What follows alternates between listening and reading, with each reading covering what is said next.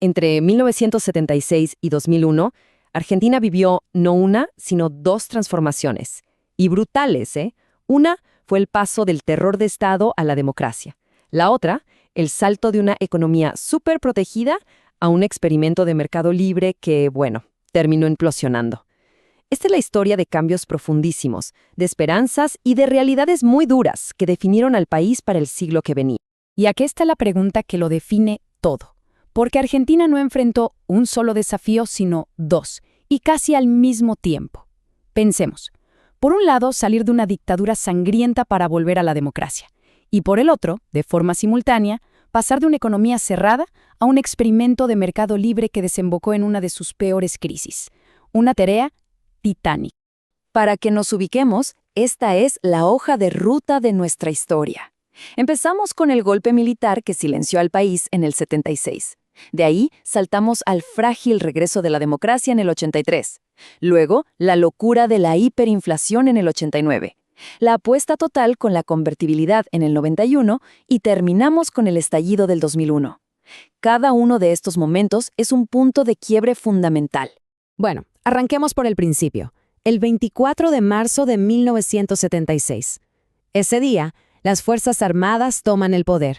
Pero ojo, no con un plan para gobernar un tiempo y ya. No. Tenían un proyecto de refundación total del país. Esta frase es escalofriante y te pinta de cuerpo entero la mentalidad del régimen. Para ellos no era un conflicto político, era literalmente una guerra de exterminio. La violación de los derechos humanos no fue un exceso o un efecto secundario no deseado, no, fue la herramienta central de su proyecto. Y acá hay algo clave que hay que entender. Este no fue solo un proyecto de represión política, tenía una segunda cara, una transformación económica radical. La idea era desarmar por completo el modelo industrial que venía de décadas y abrir la economía de par en par. Eran, en definitiva, las dos caras de la misma moneda. Ahora, avancemos rápido hasta 1983. La dictadura colapsa después de la derrota en la Guerra de Malvinas y Argentina recupera la democracia. Pero, ¿qué hereda? Un país en ruinas, no solo en lo económico, sino también en lo moral, con miles de desaparecidos y unas fuerzas armadas que, para nada, se sentían derrotadas. Y esto nos lleva a un momento que de verdad no tenía precedentes. El nuevo gobierno de Raúl Alfonsín toma una decisión que dejó al mundo con la boca abierta: llevar a juicio a las cúpulas militares por los crímenes que cometieron. Ningún otro país de América Latina que salía de una dictadura se había atrevido a hacer algo así. Fue una apuesta gigantesca por el Estado de Derecho.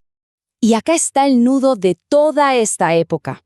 Por un lado, una sociedad que pedía a gritos justicia total por las atrocidades, y por el otro, un poder militar que seguía intacto y que amenazaba constantemente con levantamientos, los famosos carapintadas. La gran pregunta era: ¿cómo juzgar el pasado sin poner en riesgo el futuro de esa democracia tan joven y frágil?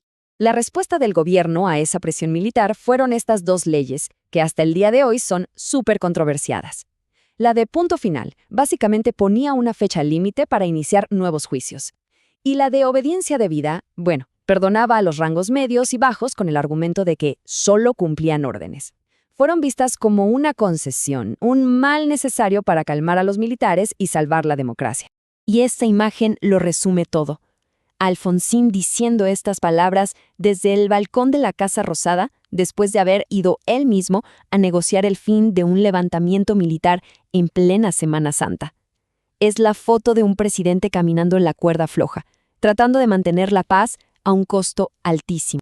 El gobierno de Alfonsín, totalmente debilitado por la presión militar y una crisis económica galopante, termina antes de tiempo.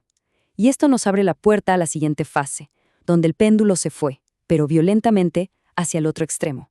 Hablamos de la presidencia de Carlos Menem. Para entender lo que vino después, hay que entender este número: 5.000%. Esa era la inflación anual.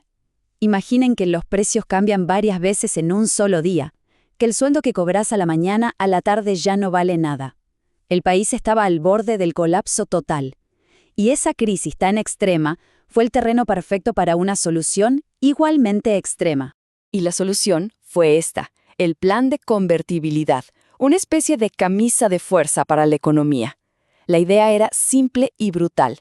Por ley, un peso siempre iba a valer $1. Se acabó la maquinita de imprimir billetes. La estabilidad se impuso por decreto, y la hiperinflación desapareció de un día para el otro. La convertibilidad fue el ancla, pero el plan se apoyó en estos 3 pilares. Una ola de privatizaciones de todo lo que era del Estado, una desregulación total de la economía y una apertura comercial como nunca antes se había visto. Argentina se convirtió, de la noche a la mañana, en el alumno estrella de las políticas de los 90. Y por varios años, el modelo fue un éxito rotundo. La inflación desapareció, la economía crecía, entraban dólares y el mundo aplaudía. Esta cita del jefe del FMI en el 98 muestra cómo se veía Argentina desde afuera. Un verdadero ejemplo, el milagro argentino. Pero claro, como en toda historia, siempre hay otra cara de la moneda. Y la estabilidad tuvo un precio altísimo, que pagaron sectores enormes de la sociedad argentina. Y esa factura, tarde o temprano, iba a llegar. Miremos los números que no mienten. La apertura comercial, sumada a un peso que valía lo mismo que $1, fue una combinación letal para la industria nacional. Simplemente no podía competir con las importaciones baratas. Y el sector manufacturero, que siempre había sido el gran motor del empleo, se fue achicando cada vez más. Y esta es la consecuencia directa de lo anterior. La desindustrialización y las privatizaciones crearon un desempleo masivo, algo que era casi desconocido en la historia del país. Y la pobreza, que históricamente había sido baja, se disparó a niveles alarmantes. Los beneficios del milagro, claramente, no llegaron a todos. Y con este nuevo escenario social apareció un nuevo actor, los piqueteros. En pueblos enteros que antes vivían de una empresa estatal, como las petroleras, el cierre de esas empresas dejó a comunidades completas en la calle.